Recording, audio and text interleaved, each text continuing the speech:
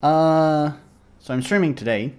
Not that it matters for most of you, because you're probably just watching the archive for this, but I am streaming on a different day, and that's actually because yesterday I had a little bit of a headache.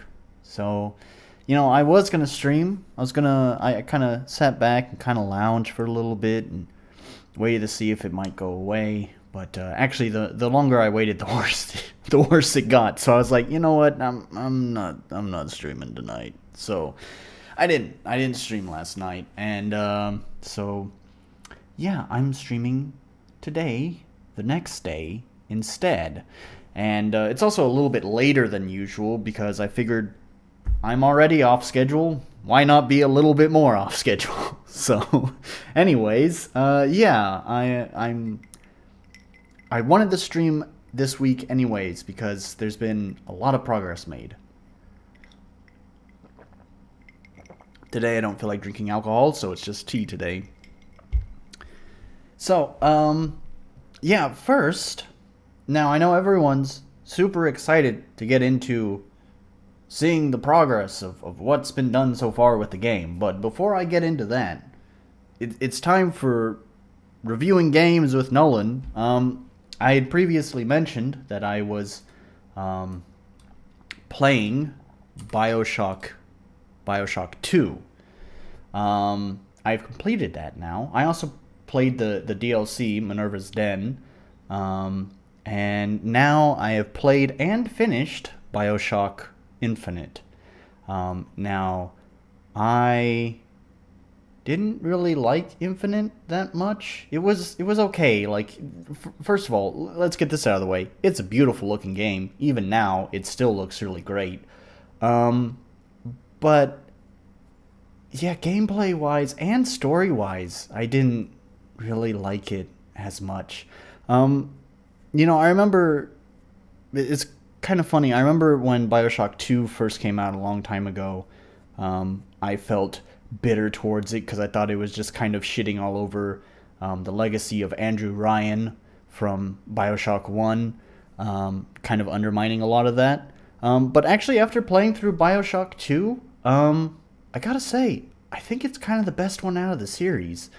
The story isn't super duper great, but that's totally okay.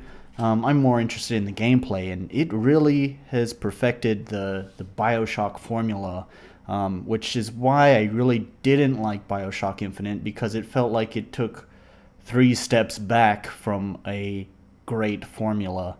Um, so yeah, Bioshock Infinite, not that great. I am playing the DLC right now, the Burial at Sea. I only just started that today, and I only played like 30 minutes of it. I do remember seeing those first 30 minutes a long time ago when Burial at Sea first came out, and I do think like this is really how Bioshock Infinite, the third Bioshock game, should have gone. Was maybe sort of a prequel to Bioshock 1 and 2 that takes place in Rapture before it turned to shit. Because seeing Rapture in its prime is actually really cool, and there's actually a moment like that in Bioshock 2 as well, and I thought that was pretty cool there too. I wish there was more of that, but I got to the part where you finally get to use a weapon, and that's basically where I saved and quit. And it looks like it's gonna take place in more shithole Rapture, which is kind of disappointing. I kind of wish it took place in pristine Rapture. So, anyways, that's my short review. Bioshock 2, very good game. Play it if you haven't. The DLC Minerva's Den, I heard a lot of praise for this DLC. I don't see why. It was okay. It was fine. It was more Bioshock 2, which is good in my book because Bioshock 2 was good gameplay. So more of that is great. But it wasn't really groundbreaking or anything. Like I didn't think it was that great. Um, and yeah, Bioshock Infinite. I mean, if you haven't already played it, then don't don't play it unless you find it on sale, which you probably can. Like I did. I picked up the whole Bioshock trilogy for like $5. So if you get that kind of a deal on it, then sure, why the fuck not? Play it. But yeah, sort of felt like it took a few steps back from a great gameplay formula, which is disappointing. So anyways, yeah, let's move on to the game and take a sip of my tea. So a lot has been done. I don't know how much of it that I can really show off. So I've filled out the detail of the sea. There's one more island I want to make, maybe off over here. Maybe I can do that on this stream, but that won't take very long. That might take 10 minutes, maybe 15 minutes, but you know, at most I would say. So just one more island, and then I think that's really it. So yeah, I filled out pretty much all the detail of the world. I need to do some detailing on this mountain over here. Like, obviously I don't need to fill in all of this detail over here because the player will never see that. However, it is possible for them to, you know, like surf their little boat right here, and then if they just see just this blank emptiness, it's not very polished looking. So I need to add some detail along here and, you know, around the edges as well. So yeah, but otherwise, oh, and I need to obviously do detailing down here as well. But it's mostly getting done, that's for sure. This has been... this has taken forever, man. So, but this is like... one level is almost complete. So, I have all the way up to... you can get all the way to the boss. Well, I've done art all the way up to the boss. I've done tiling and all that, but you can't actually technically get to the boss yet because I need to fill out these dungeons. So you have these dungeons on each island. You know, there's one here and here and here. And I've only done one so far, and it took me surprisingly a long time to do this. Let's take a look at it. So here it is. So let's see. Let's go back to the main sea. So it's this island right here. You can kind of tell because they have a vaguely similar shape. Like the island shape is vaguely similar to the shape down here. It used to be much closer, but because of the way the camera pan thing works in the game, you can't like do diagonal camera panning. And you can only assign one direction. So like if you assign a left-right camera pan, it doesn't like do both at the same time, effectively creating a diagonal pan. No, it can only do one direction at a time. So yeah, I had to add this little extension on it here to put this torch here, so that way when I do the camera pan, it'll pan down to this torch here. And that's actually what is going on in this room here. This is a little bit of a puzzle where you have these three torches here, and each torch asks the player a riddle, and once you are able to activate all three torches, it'll ignite this middle torch, and then the player can go to the middle torch and retrieve my resilient flame. I think the description to the resilient flame is very funny. So I'm going to show it to you. Where's my resilient flame?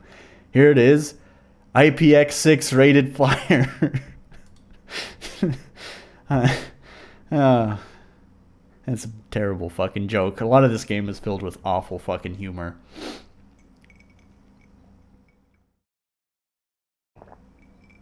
So anyways, that's sort of the main goal. Once you get out to the seas, you can go to the lighthouse almost right away. Here's the lighthouse steps. So this also took a lot of work. I'll get to that in just a minute. But you have these three torches here, which each require a resilient flame. So a flame that can resist the current heavy rains. And once you are able to light the 3 torches, there are gates over this door that will open up, and then you can enter. And once you enter, you can go to the top of the lighthouse, and this is where the boss is. So yeah, this section took a while because one is just testing to make sure this flame works. And actually right now, only one of them technically works.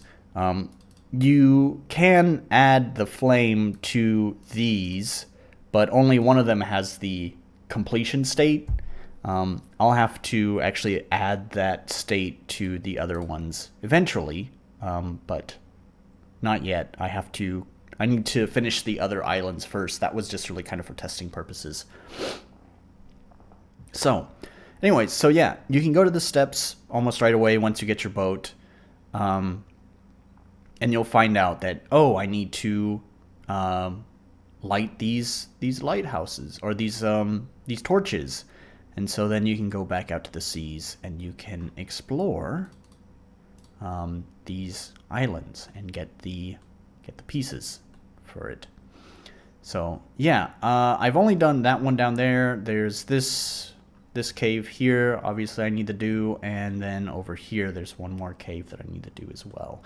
And I have an idea for one of them, but I actually don't know what to do for the other one. So we have a puzzle room here, right? You use the torches, they have a riddle, you solve the puzzle, you get the flame. Okay, so that one's a puzzle. So then the opposite of puzzle that we do in this game is combat. So this would be just like I have this kind of funny idea for basically just a long gauntlet of battle after battle after battle. And I think that's what I'm going to do for this one here. However, I don't really have an idea what to do for this cave. And if you'll excuse me for a minute. Oops, that one.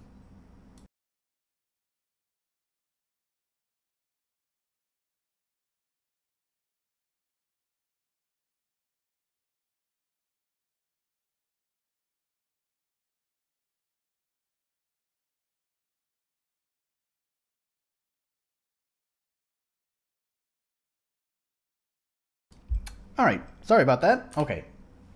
So, yeah, I don't know what to do about this one. I've kind of thought about it a little bit. I have like a vague idea, but it's like I can't really like get the picture in my head. Like I don't see it like I do with the gauntlet over here. So I don't know. I guess I'll have to think more about that. If you got any ideas, leave it in the comments down below. So yeah, let's go back to the lighthouse steps here. Actually, I don't think there's really much else I need to say. This guy here is actually not going to be relevant to this. Like, he's just there for debugging, and I will remove him later. Right now, he's just there to give me the resilient flames. So he'll hand me 3 resilient flames, and then I can light each of these torches. So that way I can test to make sure that this door opens properly and, all the events happen and so forth. But he'll get deleted once everything is finalized.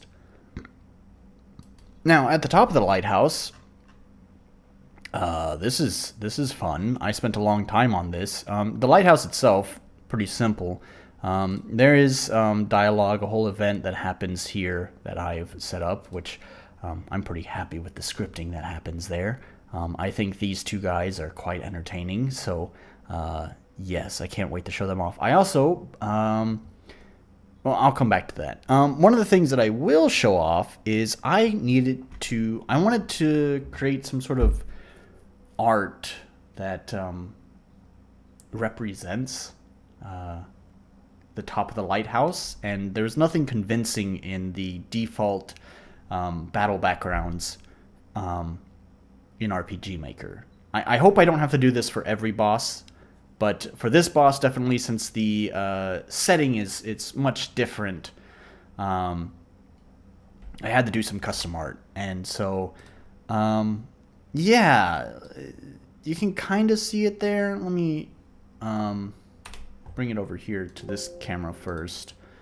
I have the original file. I have the RPG Maker help thing. Anyways, I have the original file. Where is it? Here it is. Here. This is the battle background that I made. This is, I guess you'd call it digital art. It's not perfect, but I think it gets the job done, especially since it's just a battle background. Hopefully players won't focus too much on this. This floor texture was just some royalty-free like stone texture that I found online, and then I just put some art filters on it. This whole thing's built with art filters. Same thing for the columns. The columns were it was actually a royalty-free 3D asset of a column, and I just put some art filters over it, did a little bit of photo manipulation with them, and made them that. And then same thing for this fence as well.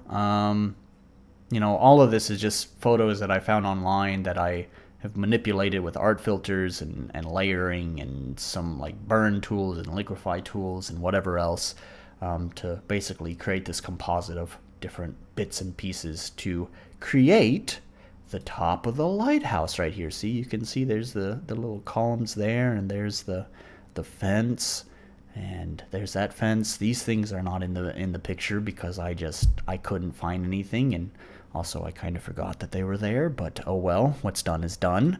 But I think it's a pretty nice representation of it. So yeah, so I put a lot of time into making this. I had a lot of frustrations because I found this online like AI art filtering thing, and so all you got to do is drop your picture in there and then select which thing that you'd like the AI to, or which art style you'd like the AI to process the image as.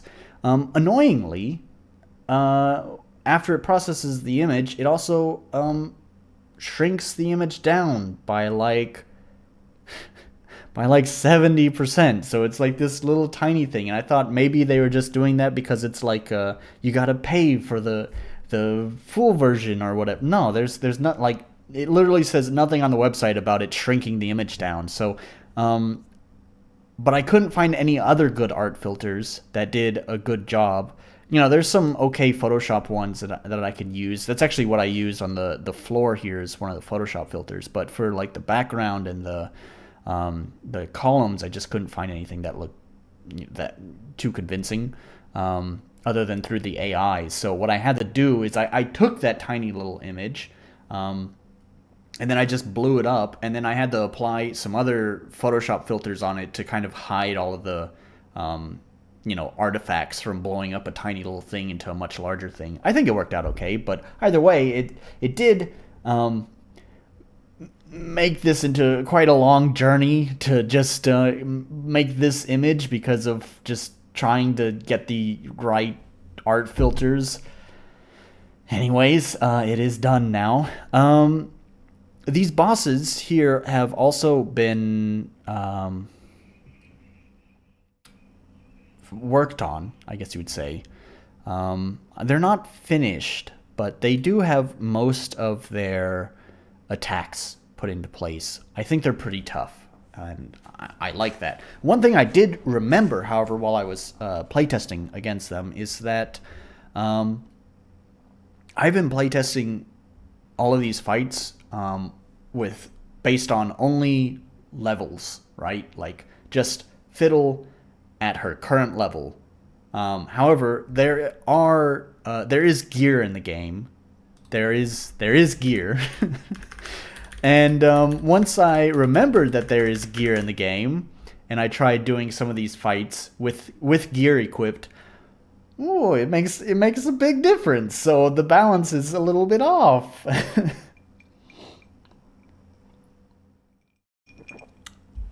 But actually I worked on some of these some of this gear as well throughout this week, and I think these are pretty fun. I only have the accessories. There's also weapons and armor, I believe.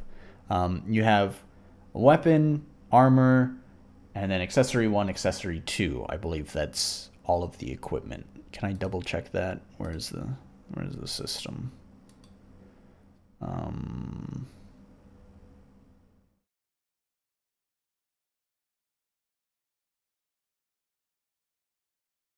Oh, there is a head. Wait, really? Do I use that? I don't remember using that. I wonder if I can remove that. Is that there? Let's play test real fast. Just double check this real quick. Oh, the game volume's super low, but that's okay. Oh yeah, there is a head slot. While we're here in this stat screen, let's go to the stat screen actually. I got a plugin to fix some stuff here. If we look at the stats, we have HP, Comp, attack, magic attack, defense, and stack rate. So, yeah, so I got a plugin to remove some stats from the game. So technically they're not removed, they're just hidden. But none of the calculations use those stats, so it doesn't matter. So yeah, I removed magic defense because it's not being used, and I also removed agility because it's not really being used. It's always it's a very basic default turn order. You know, player goes, enemy goes, player goes, enemy goes, player goes, enemy goes. So yeah, yeah. As for stack rate, all that didn't require a plugin to do. I just renamed the luck stat as excuse me. I just renamed the luck stack as stack rate. Did I say luck stat? Luck stack? Did I? Oh boy. Okay, I just renamed the luck stat as stack rate. To make it a little bit more clear, because I think luck doesn't clearly state what its function is in the game. Because actually, I think people would have a general idea of what luck might mean. You know, like chance of hitting critical hits and probably just that, really. Or your chance of dodging attacks as well. You know, stuff like that. But they probably don't think about that it affects their chance of applying a stack, an element stack to the enemy. And if you remember, we talked about this before, a couple of streams ago. I had mentioned that I did some testing to find out that the percent chance of applying a stack is affected by the player's luck. There's, as far as I'm aware, there's no way to remove stats from the game. Like I mentioned just a minute ago, the stats that I removed from this game are actually just hidden from the player. They are still technically there. But fortunately, with like magic defense and agility, I have control over what those kind of stats can affect. And therefore, I can basically outright remove their function in any equation that might need them. However, with luck, I don't have that control over it, annoyingly. So it has to stay in the game, and it could just be a hidden value if I wanted, but after kind of like working around with how this luck thing works, like after doing some testing with it, you know, I do kind of like it there because it does affect your percent chance of applying an elemental stack to an enemy, that now it can be built into the leveling process. So basically, the way that it works from my testing is that the max value of luck is 500. And so effectively, you have a positive and a negative value, where anything above 250 is gives you a positive buff towards your percent chance of success. So if the stack, if the item itself, the skill itself has like a 30% chance to apply an elemental stack, then if you have like a 300 luck stat, then it would actually be more like, 35%. So it gives kind of like a 5% bonus to your 30%. Except that's probably not accurate at all, because I found that when you have 500 luck, you basically get 100% success. So yeah. Then anything below 250 is like a negative buff to your success rate. And yeah, so I don't know. It's stupid. I don't like how RPG Maker handles that, but either way, I have built the game around that now.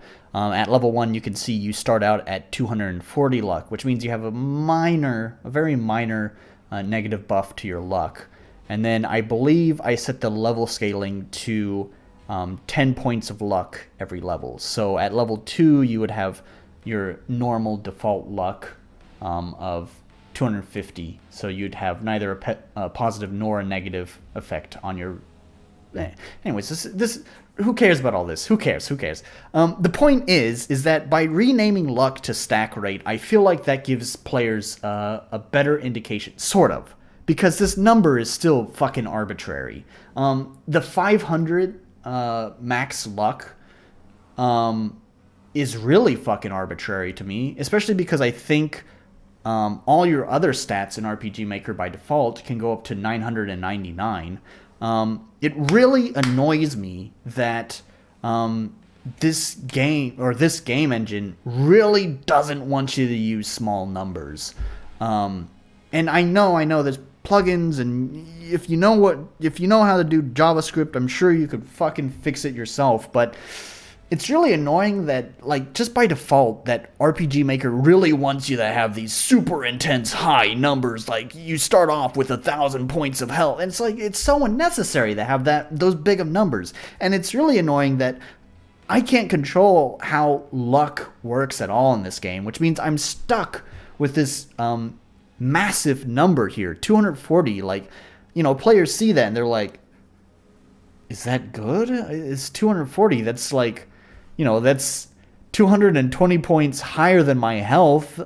So that's way higher than my health. So that must be good, right? But no, actually, 240 is actually bad, because it's a negative buff to your luck. Like, that doesn't make any fucking sense. Part of the plugin that I installed to hide certain stats also allows you to change stats into a percentage. I've played around with this. The guy's description... Alright, I'm going to cut him slack. He's not a native English speaker, so I'm going to cut him slack. But the description is not very clear on how to set it to percentage. We can take a look at that real quick too. Let's bring it up here. So here you have the percentage parameters, I assume. What params will be used as percentages? Well, I said luck. And then down here you have the percentage name 0. So I set its name to stack rate. And this is the formula. So it's going to be luck out of 500 times 100. That's how you get percentage, right? I'm bad at math, but I'm pretty sure that's how it fucking works. So I don't know. Maybe I did bad math. I am terrible at math. Absolutely terrible. I don't remember the percentage formula. I think that's it. So you would think that means it knows that 500 is 100%. So in the game, I'm at 200, or yeah, I'm at 240 luck, which is like just a little bit less than 50%, and that's what the stat should show in game. But as you just saw, it shows 240, not that number. So I don't know. I played around with this, but I can't get it to show it as a percentage down here. Even then, like, I think a percentage would make slightly more sense to the player than 240. But even then, it seems kind of arbitrary because it's like, what does, let's just say it's at exactly 50%. What does a 50% stack rate even fucking mean, right? To me, it would make more sense if it used a positive and a negative value. Positive and negative percentage, really. So right now at 240 stack rate, it should be like, what is that, like minus 2% or something like that? I don't know. It would be something like that, minus 1%, minus 2%, something. So that's what it really should show there. And that, to me, would make the most sense. That's what I would like this statistic to show, because I think that's the most informative to players.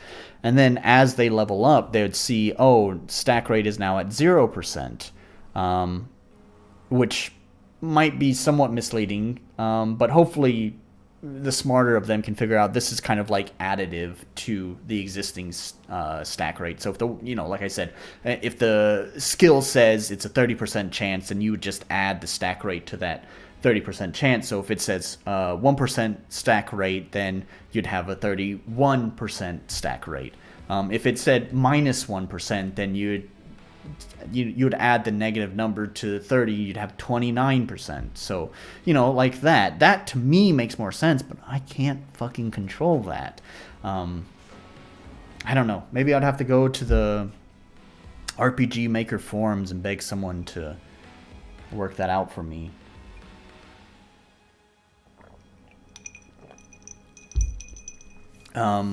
So yeah, that's really how I would like that to go. But unfortunately right now it still has this completely fucking arbitrary 240 number, which really fucking kills me, honestly. This bothers me a lot more than it should. Just because, again, you're looking at these numbers: HP 20, Con P 25, Attack 3, Magic Attack 4, Defense 1, Stack Rate 240! It doesn't make sense, man. Yeah, I hate it. I really do. So I don't know. I'll have to poke around, see if I can't find something to fix that. But anyways, I don't even remember why I got off on that topic. It's talking about stats, showing off the hidden stats and all that. Oh yeah, and that was because I was also showing off the accessories. So going all the way back, rewinding, I was talking about doing gear. So yeah, the way that I have it now, and I think I'm going to remove the headgear because it's not necessary, is that accessory 1 is a powerful accessory, but at the cost of something. So, for example, the wife's brooch is pretty good too, but I like this one, hair tied too tight, which restores a lot of confidence each turn, but lose a little health each turn. So that's, you get a trade-off with it. You restore a lot of confidence, but you're also taking health damage too. And so all of your accessory 1 items have a negative effect associated with them. They're strong, but you're also losing something in return. Then accessory 2 are usually much weaker in the benefits they give you, but there's no downside to them. So yeah, I've put some of those here, and I think they make the game interesting. The one downside is that I'm very limited in the number of accessories that I can use, number of icons I can use for accessories.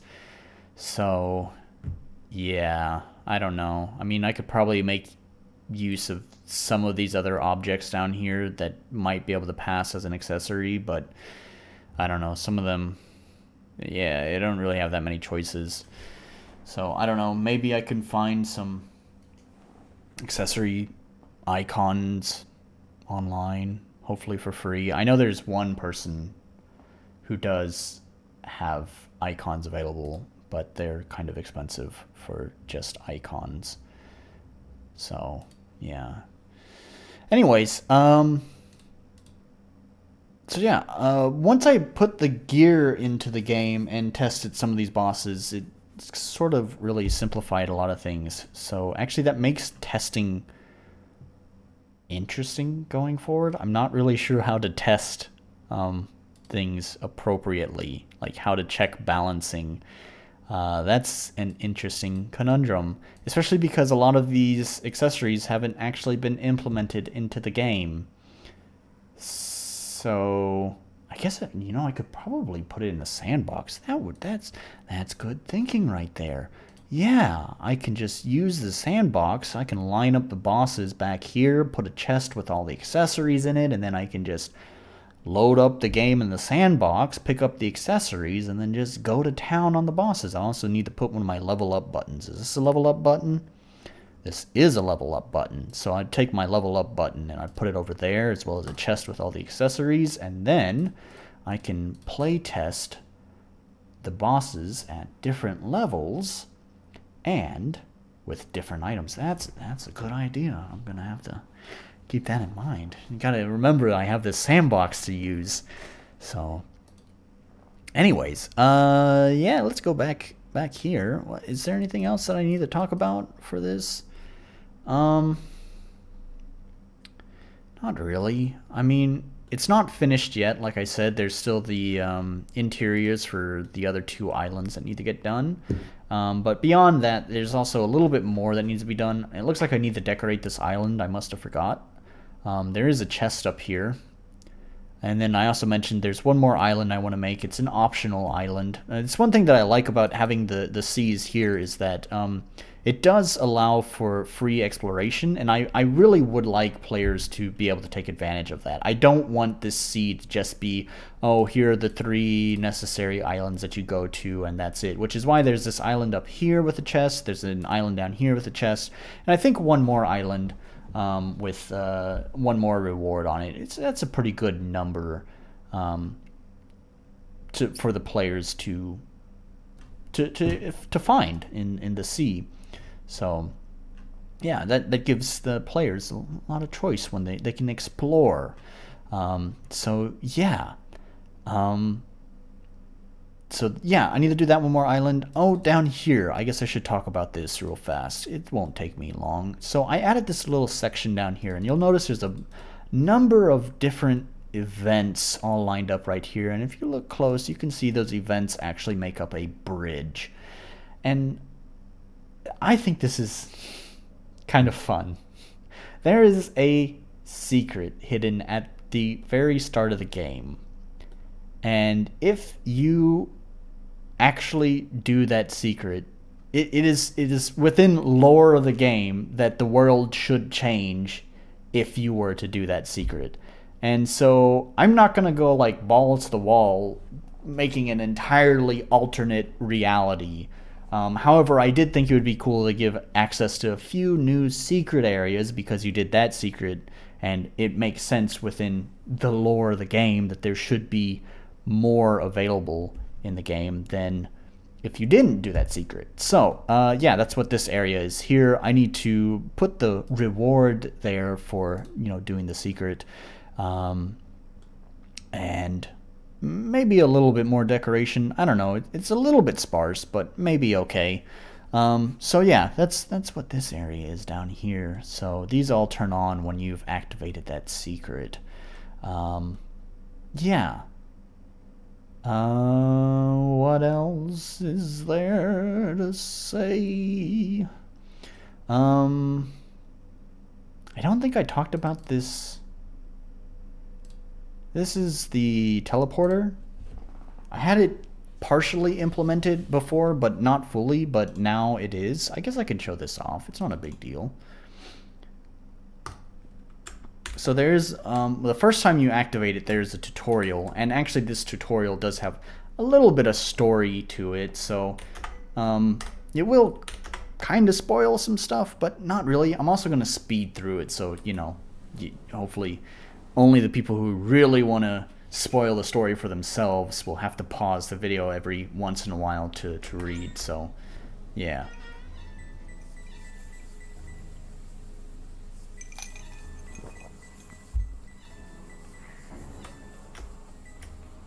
So anyways, yeah, it's the tutorial that just teaches you what these crystals are. Now when you activate them, it asks where you want to travel. There's no way in default, as far as I'm aware, there's no way in default RPG Maker to hide options until until a switch or a variable gets turned on.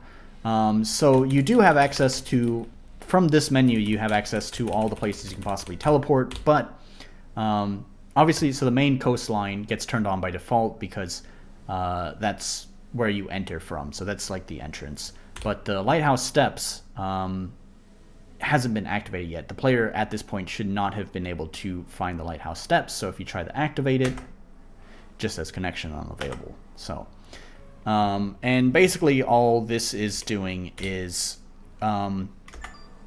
I can't, like I said, I can't hide the option without a switch, but I can control what the option does with the switch.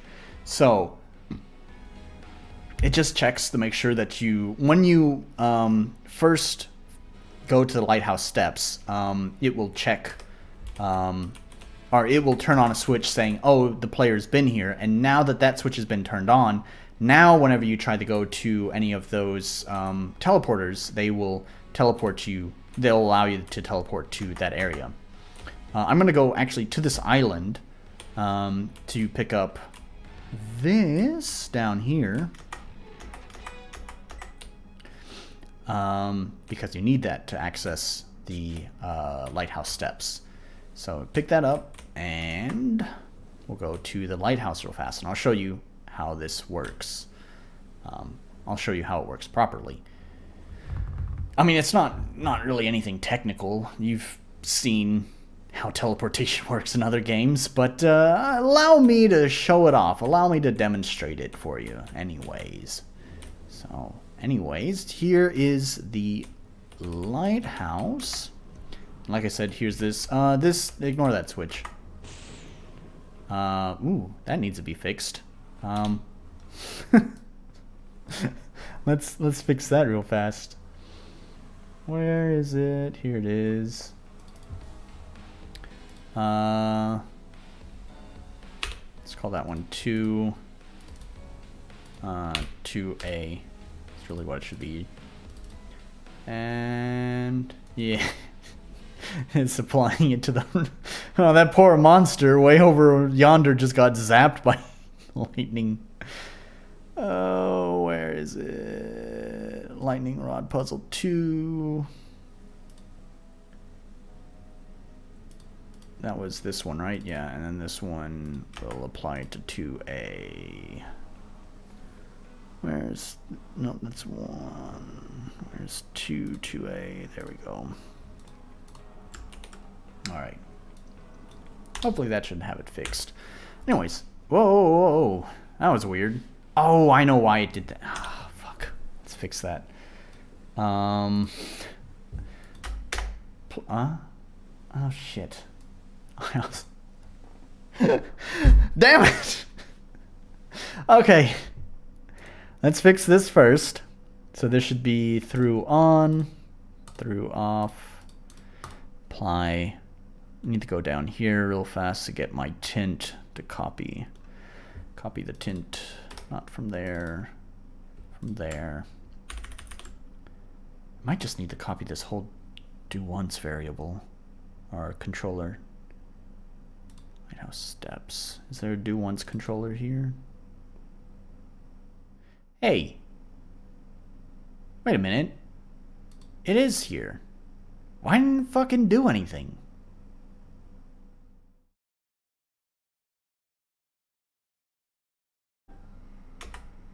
Don't wait.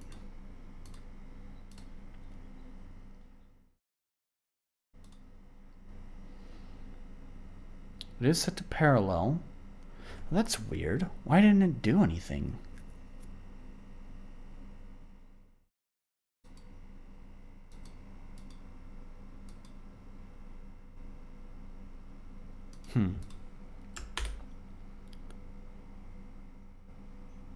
Maybe, oh, maybe it was...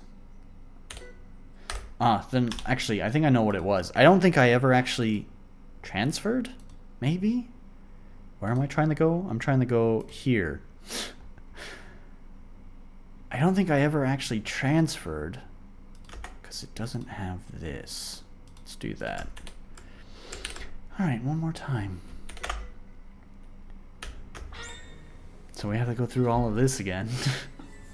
You get a second chance to read some of the story. Alright. So, now I have to go pick up the lightning rod again from this island over here. I'll pick it up.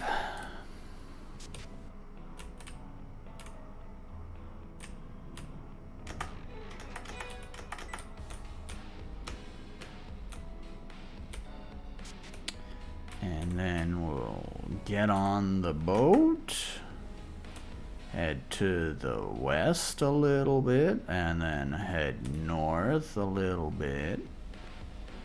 And then we will wind up at the lighthouse.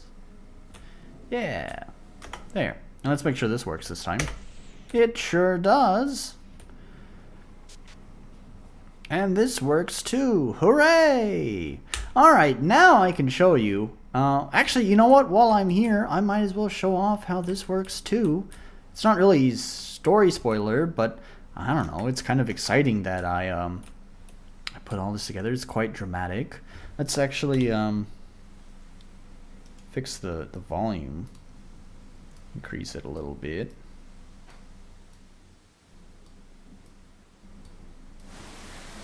There we are. Okay. So right now only this one will complete the event, I guess. So I have to do this one last.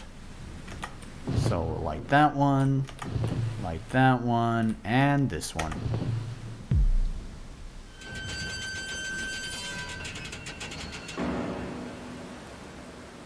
And there we have it. That's all it is. And you go up to the top of the lighthouse. And now if I take one step forward, that will activate the story event with the boss, so I'm not going to do that. So anyways, I can demonstrate this teleporter now. So, you'll see I have the different options there. So we can go to the main coastline.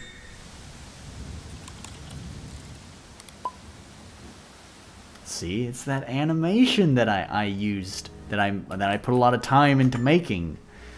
So now we can just jump right there anytime.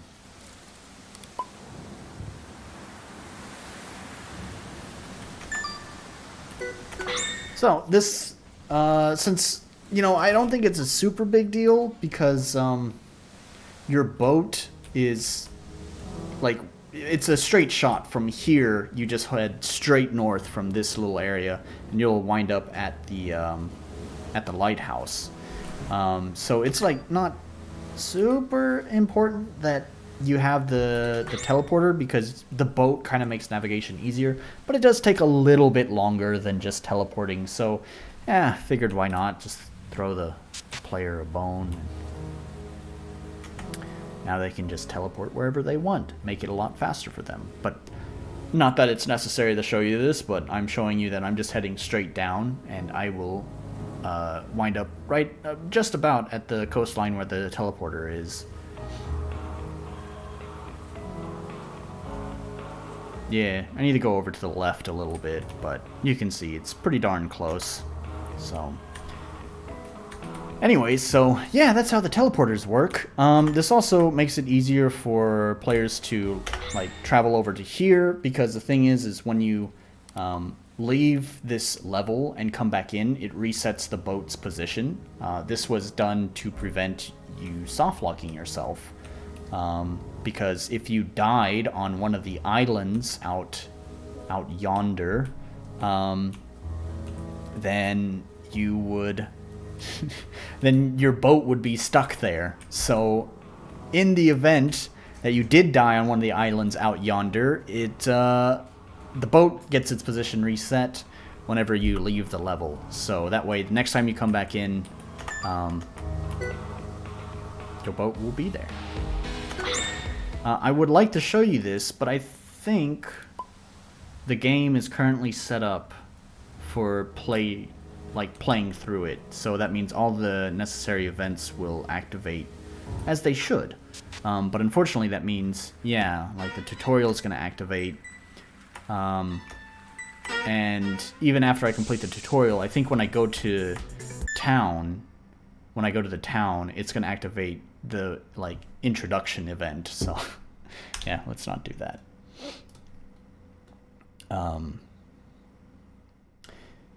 Yeah, so that's the teleporter. What else do I need to show off? At the town, I did do some work as well. Last time, I talked about, it might have been the time before last, I don't remember. I talked about having problems with the audio controller where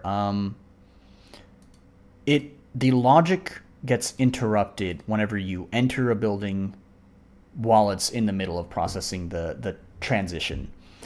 So just to recap here, so whenever the community reaches a certain milestone in its level, I guess you could say, the music will transition into a new version of the song, and that version of the song kind of evolves over time until it gets to the final version. And I needed to build this audio controller to do that, and it goes through this very kind of long process here. Now, I have changed this. If you remember, whenever it was that I showed off the audio controller the first time, that the transition was a lot more slower and gradual, which I still like. However, I had to make some adjustments because there were some problems. And that's what I'm trying to talk about now. Yeah, so while it's running through all of this here, this is all of the logic to process the transition. If the player were to enter a building or even leave the community, it would effectively interrupt this. And if it didn't get here to this step, control self-switch, then it's going to have to repeat all of this logic again the next time the player comes in. And it just looks a little bit janky. Like if we're, never mind them leaving the level, if they're just like in the town doing town stuff, like going to the inn, and then maybe later they want to go to the church, and then maybe later they want to go to the item shop. They're constantly going in and out of places. So it would be like every time they leave, the logic resets, and then when they exit, they hear the start of the logic processing again. Like they hear the fade out and they hear the bells again. And then if they interrupt it by going into another place, then they will get to hear those bells and fade out again. And they'll keep hearing that bells and fade out until it's able to go through this whole process. So I had to try to figure out a way. What I really wanted is just for it to carry, like once it starts processing this logic, I just wanted to carry over that logic regardless of whether the player is in the town or in a building.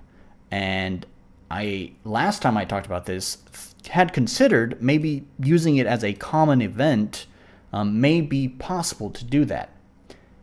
I can confirm now it's not. No matter what, it seems like whatever events are currently processing in the scene, whether it's in a common event or not, that logic will be interrupted when you transition scenes. So I had to come up with a new solution. And that solution was, fortunately, kind of already built into the logic unintentionally. Using this switch right here called New Community Rank Earned allows me to actually build in a way to prevent the player from leaving the current scene. So using this switch, new community ranked earned, as you can see, that's what activates the logic. When that switch is turned on, this logic starts to happen, and then it turns the switch off. Because the next time it turns the switch off, it's going to be on a new tab here, which is going to process the logic for the next version of the song. And then it tabs over to the next one and processes the logic for the next one, and so on and so forth. So because of this switch existing that turns on, processes the logic, and turns off, I can tie that same switch on, switch off into every door in the community. So now, whenever that switch is turned on, it switches to this tab here, which has nothing tied to it. Like, you can't transition at all. And then when it gets to the end of the logic, it turns the switch back off, which means it switches back to this version of the door, which allows the player to enter the door.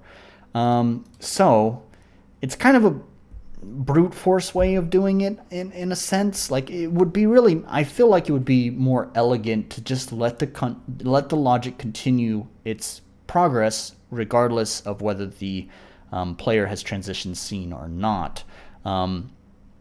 Unfortunately, I just don't know how to make that happen.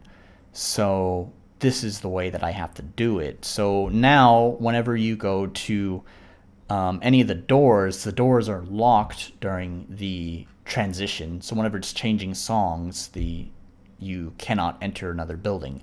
And if you try to leave the level, it does switch over to this, and it just says, please wait. It pushes the player back, and a message pops up that just says, please wait, or wait please, whatever. So yeah, the player is basically locked into this exterior until the transition is finished. And that brings me on to why the logic has been changed very slightly. Before, it had this very gradual and kind of drawn out transition where the fade out was 10 seconds long. The church bells rang for about 5 seconds, and then it brought in, or no, I think it was another 10 seconds actually. Yeah, it was another 10 seconds. So it was a 10-second fade out, a 10-second church bells, and then finally the next song would come in, totaling for 20 seconds before the song would come in, plus that extra 15 frames at the end just to give a buffer before processing these last two. But all of that would happen so quick that, let's just say, it's 20 seconds in total. It's a little bit too long, unfortunately. It's too long of a time to force the player to sit in the exterior of the town waiting for it to finish its process. So I shortened it down to what I think is still a comfortable pace that still gives a smooth transition, but it's not as long as it was before. I do still kind of like the longer, more gradual, 20-second process, but I shortened it by, how much is that? Let's see, I think that's 7 seconds shorter, so 13 seconds, is that right? Let's see, that's 5, 10, yeah, I think that's 13 seconds. So now it's a 13-second transition, so yeah, it'll do. So yeah, that's really all I can do about that. And I guess it's going to be okay. So players can deal with it. Yep. I don't know if there's anything else. I didn't do any work on any of the NPCs. Nothing's changed there. A lot of the work was done on the boss fights. Also kind of polishing some stuff, such as that. There was one more. I think there's a couple more plugins I had to implement. Yeah,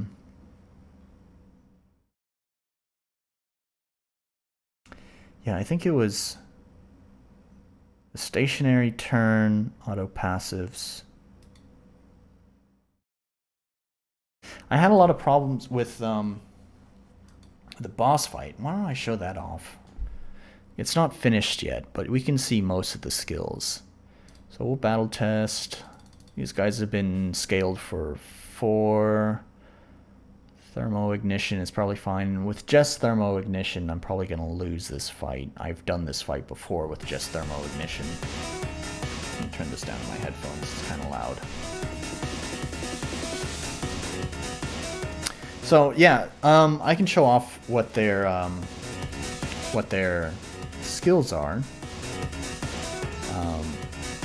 So I mentioned this before. So the idea with these two guys is that basically one of them is going to try to clear any stacks that you apply, and the other one is going to try to heal any damage you do. So basically, one is effectively reducing the amount of damage you can do, while the other one is restoring any damage that you do. And it doesn't exactly work like that because of just the way that RPG Maker handles its AI. And there was a plugin that I saw that would make it possible for me to have one enemy react, like their AI will react based on what their allies are doing. So like if one ally has a negative status effect, then this party member of the enemy team can react to that negative status effect. Unfortunately, that requires that plugin, but I'm already using a battle plugin that controls their AI, and it would require like reformatting a lot of fights if I replaced it now, so it's not worth the effort, really. They're still really challenging, though. Like I said, at level 4, which is the level that I've rated them for, with just a good weapon equipped, is still not enough to be able to beat them, I don't think. So anyways, yeah, and that's because of state stacking, because they can stack states too. The state stacks will really fuck you up in this fight.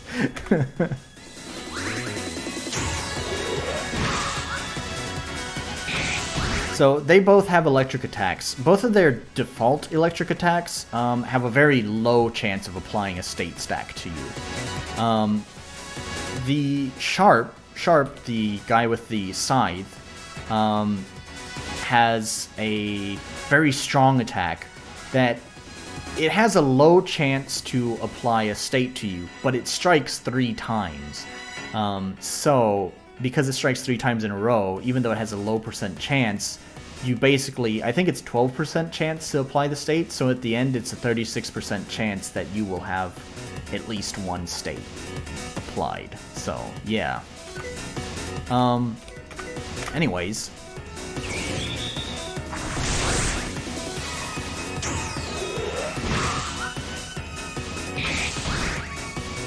So they are scripted to do their actions based on the number of turns that have progressed. It was just the easiest way to handle some of the logic. You can see he cleared the state right there. And that's actually because they both have clear state functions on them, but one of them with plus, the devil-looking guy, this one, plus will only do it if a certain state has been applied to him, while Sharp will do it if any state has been applied to him. So we'll do fire instead.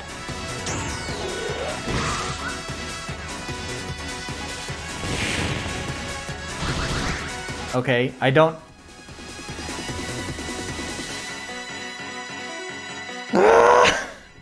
Okay, so this is what I was going to talk about. I'm hoping that was just a fluke. I put a lot of work into getting these fucking animations to work properly. Once Plus does his skill, I think that's going to be this turn, actually. Assuming that the animations work right, because that attack that just happened from Sharp did not execute properly. The animation did not execute properly. Let's just find out. That's going to be my move. Let's see. Yep, there's his skill. Okay, yeah. So I've been working on this for a long time trying to debug this. So it's a skill that targets everyone on Plus's team. So it targets Plus and Sharp. And it's a healing move that heals both of them. And what it's supposed to do, what I would really prefer that happens, is that basically it repeats the same animation 5 times? I believe it's 5 times. And what happened here is you see, first it does all 5 animations on Plus, and once it does that, then it does all 5 animations on Sharp. Which is annoying. I really would prefer that it happened all 5 of them happened at the exact same time. The reason why it's 5 is because it's using a similar kind of logic to the electric attack. So, I just mentioned that the electric attack is... I don't even have it on that webcam. And that's one that I want. I also introduced a frame counter. That's cool. I didn't know that. It must be one of the F keys. Who cares? Anyways, so... yeah, so the electric attack is... the reason it hits 3 times is because it has a small % chance to apply a shock stack to Fiddle. So it's that same kind of logic that applies to the healing skill, where the reason why it does it 5 times is there's a small % chance that it'll get a regeneration stack here, and that regeneration stack can stack even more, so it casts it 5 times, and there's a probability that they'll get 1 or more stacks of regeneration. So, yeah, that's the reason why it happens 5 times, is it's basically applying a random number of stacks of regeneration stacks to them.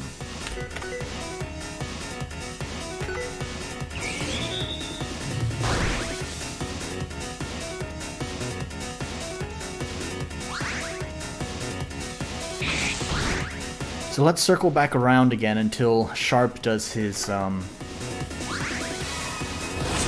attack again. Let's see if the animations work properly this time. Well, fuck.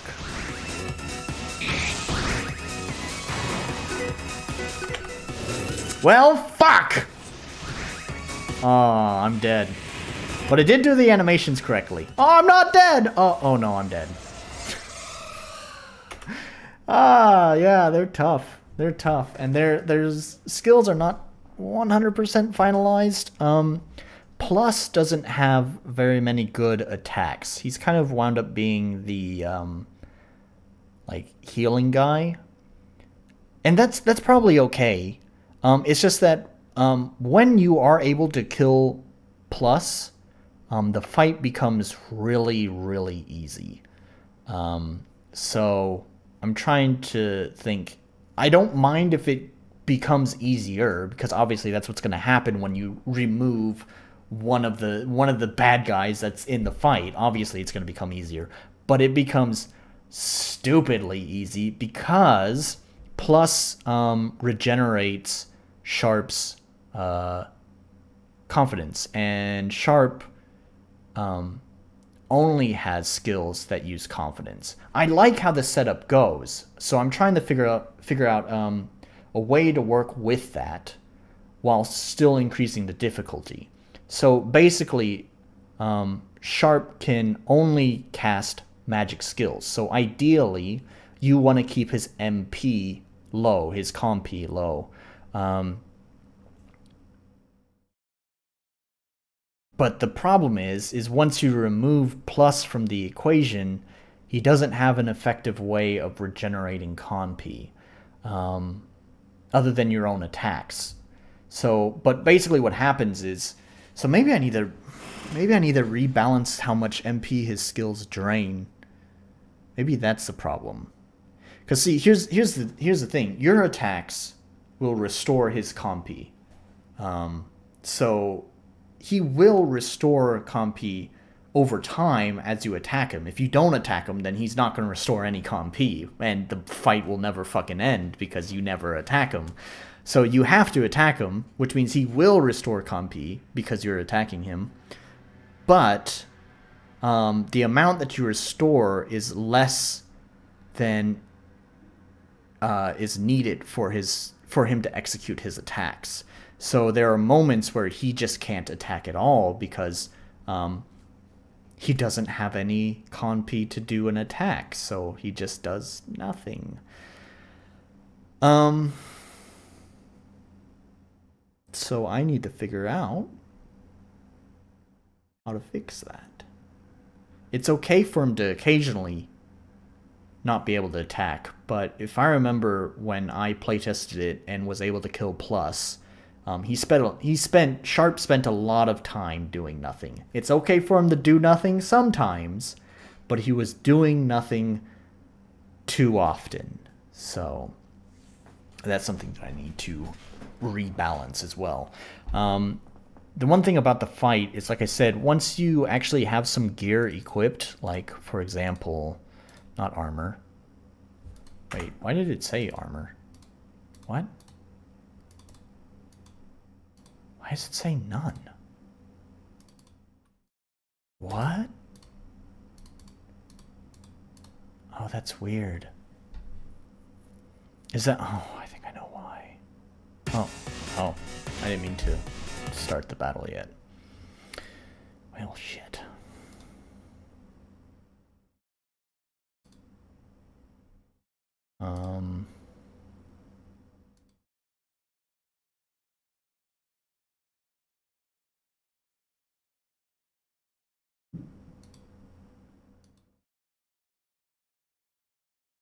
I don't remember what it was. Fuck. Oh, I think it's all of these? Yeah, all of these. So I had removed those because it was causing another problem in the game, which I guess I'll just... It's not a big deal. I'll have to figure that out later. Basically, with these equipped, it forces the player by default to have at least one item equipped. And so it just picks an item, a random item from your armor's list and equips it, which I don't want it to do that. I want the player to start off with no items equipped, and then they have to buy their initial stuff. But it's not the end of the world if they have to have something default equipped.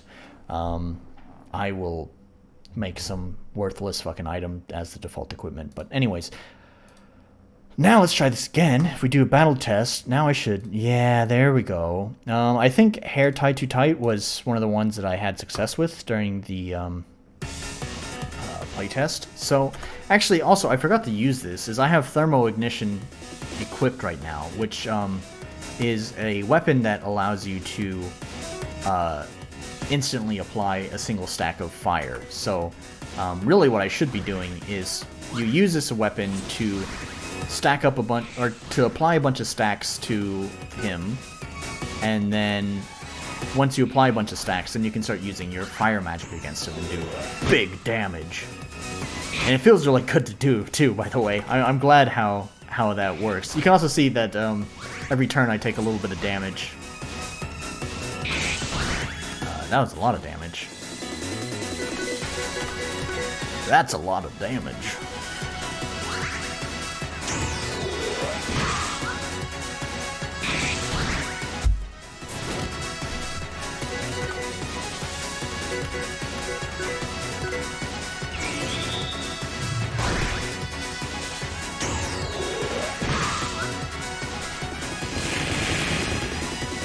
Oh shit, I didn't realize I had 2 stacks. Alright. We'll use that to clear up the stacks.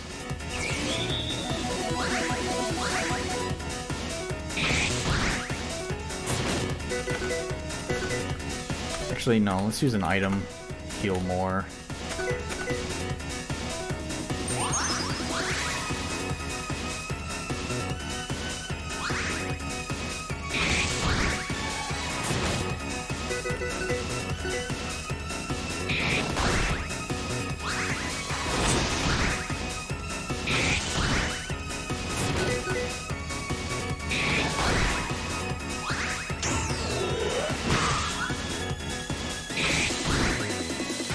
Oh, he already applied a stack to me. He's getting lucky. And another stack! Oh my god, and 3 stacks! No!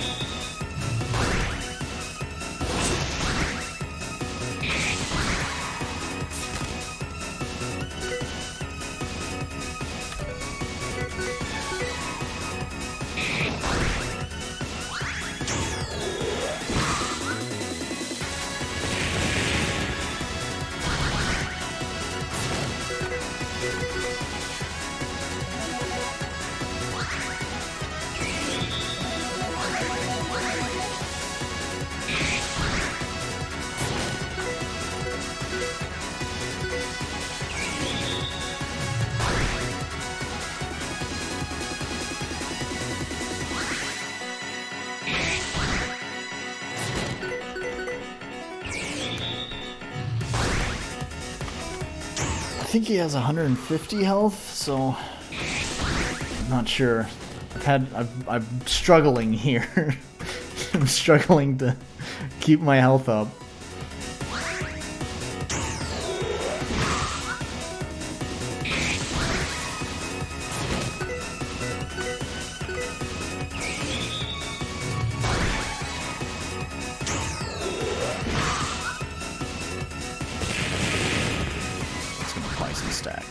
Oh, it didn't. I'm lucky. Oh, fuck, but that's not lucky.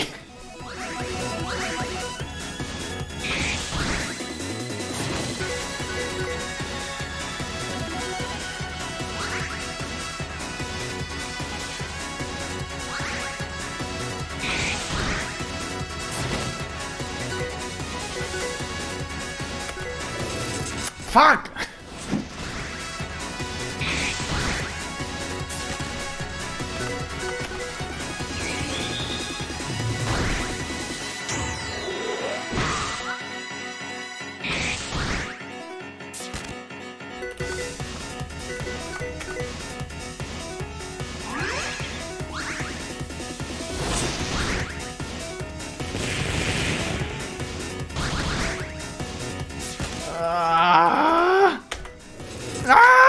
That's the end.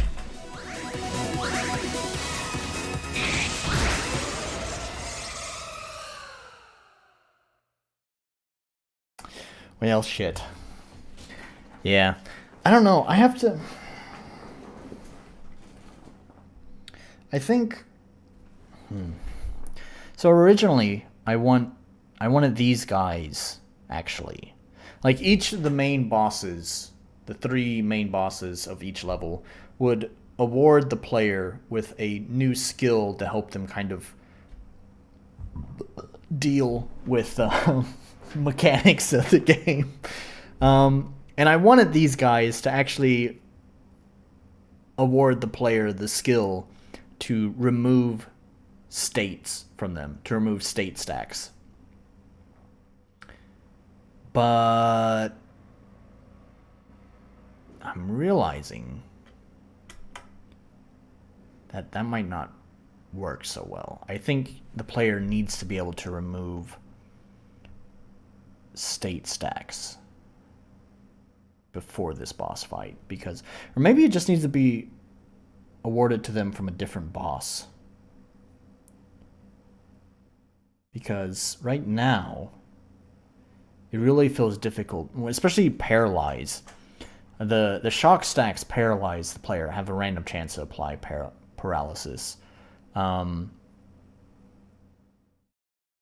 that's pretty fucking deadly. I almost think, for balancing purposes, I might make a second version of the shock state. One is for the player, and then one version of it is for enemies. And I think I'm going to reduce the amount of damage that each stack increases, and also reduce the % chance of being paralyzed. I think that would be better.